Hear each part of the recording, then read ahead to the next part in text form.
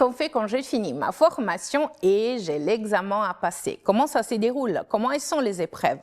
Eh bien, vous en avez 3 en CAP métier de la mode vêtements flous. Sachez que si vous avez déjà un bac ou un CAP, vous n'avez pas les matières générales à passer. Et ça vous reste donc le PSE, le P1 ou épreuve de couture théorique, les P2 ou épreuve de couture pratique. Le PSE, c'est vraiment l'épreuve la plus simple, où il ne faut pas vraiment se préparer. PSE veut dire prévention, santé, environnement, et il s'agit juste des questions des pure logique, comme qu'est-ce qu'on fait si un collègue ne se sent pas bien sur le lieu de travail? Combien de fruits et légumes il faut manger par jour? C'est la question qui revient tout le temps. Donc, c'est juste des questions sur l'hygiène de vie et des logiques. Si on a déjà travaillé un tout petit peu, on sait comment y répondre et il n'y a pas besoin de se préparer vraiment. C'est une épreuve écrite entre une demi-heure et 40 minutes. Ensuite, vous avez les 2 épreuves relatives à la couture.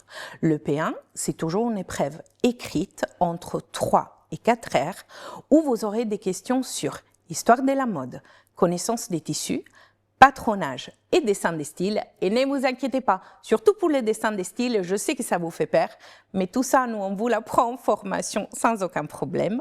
Et ensuite, une semaine, grand max 10 jours après, vous passerez les P2, l'épreuve pratique, donc l'épreuve la plus importante, parce que vous allez voir vraiment votre façon de coudre complètement transformée.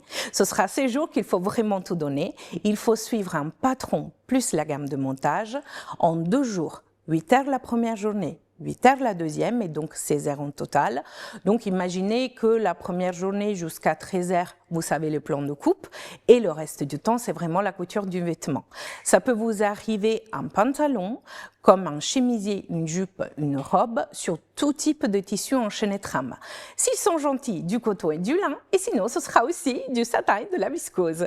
Mais ne vous inquiétez pas parce que tous les tissus et toutes les technicités, on vous les aura montrés au CAP. Du coup, n'attendez pas, venez en formation avec nous et vous serez en mesure de passer votre CAP.